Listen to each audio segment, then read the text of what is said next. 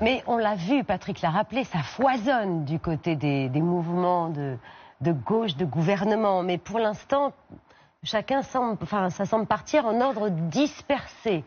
Oui, enfin, il va y avoir des échéances.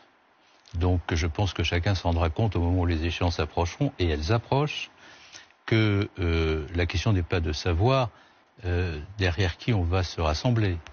La question est d'abord de savoir comment on va faire ensemble, et surtout ce que nous allons faire ensemble. Et donc il y a des orientations politiques à faire prévaloir, et ces orientations politiques, elles ne pourront être fortes, puissantes, susciter l'adhésion, que dès lors qu'il y aura une stratégie de rassemblement. Quels sont ces sujets ? J'en vois 4.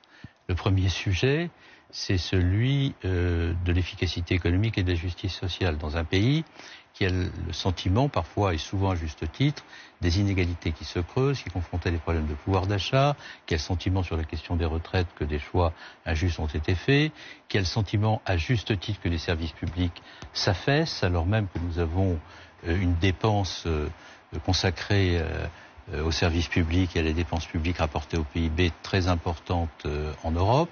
Donc comment fait-on pour restaurer des services publics de qualité? Comment fait-on pour atteindre tous ces objectifs alors que nous avons un taux d'endettement et de déficit très important?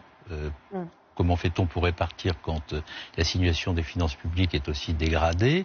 Et nous avons donc là une révolution profonde à opérer. C'est-à-dire que nous sommes dans une situation, à mon avis, assez comparable à celle qui prévalait à la fin de la 4e République, lorsque les institutions étaient abaissées, lorsque le pays était enlisé, et qu'il fallait, par un effort considérable, fait par la classe politique, mais aussi par les Français s'engageant derrière elle, de remise à plat de notre... Ça a été une purge, ce qu'a décidé De Gaulle en arrivant. Ça a été une purge sur le plan institutionnel. Mais ça a été sur le plan économique aussi. Non, mais sur le plan économique, une purge, on a mis en place la politique de réindustrialisation, on a engagé le pays dans une politique d'indépendance énergétique.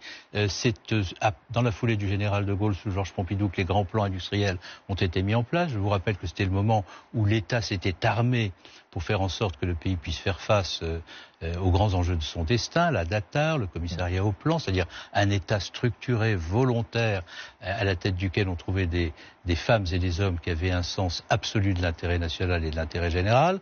Et donc, si nous ne retrouvons pas cette culture ardente de la volonté de sortir le pays de la difficulté dans laquelle il est, en nous éloignant progressivement de la dimension de calcul, de combinaison, de petites histoires d'arrière-boutique qui semblent dominer aujourd'hui la vie politique française, nous n'y arrivons pas. Donc il y a cette question, il y a celle de la République, des valeurs républicaines qu'il nous faut réaffirmer avec une force puissante, la question de la laïcité, du vivre ensemble, de l'universalisme, de la sécurité, de l'immigration. Moi j'ai, sur ces choses-là, fait des choses et 1000 choses à dire, parce qu'il y a une politique de gauche sur ces questions-là qui doit être incarnée et mise en œuvre, accueillir ceux qui doivent l'être, mais être aussi intraitable avec les réseaux de la traite des êtres humains, et pouvoir être en situation de reconduire ceux qui n'ont pas vocation à être accueillis, si nous voulons pouvoir accueillir ceux qui doivent l'être, et cette politique doit être verbalisée et assumée. Nous avons à construire une économie décarbonée,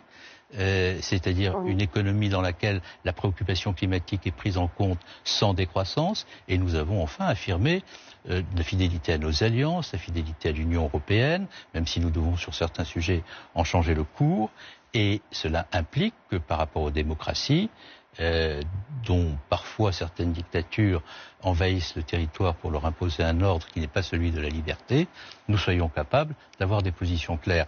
Donc vous voyez, cette gauche de gouvernement, c'est pas simplement des individus qui se propulsent au devant de la scène pour dire « derrière moi », c'est un message qui doit se structurer, qui doit s'articuler. Et pour moi, ce qui compte désormais, c'est de faire en sorte que ce message puisse s'exprimer de façon extrêmement claire à travers des propositions concrètes qui doivent être apportées à la masse des mouvements et de ceux que vous venez de désigner en montrant leur photographie, de telle sorte à ce qu'un visage se détache, une dynamique se crée et que nous puissions repartir au combat.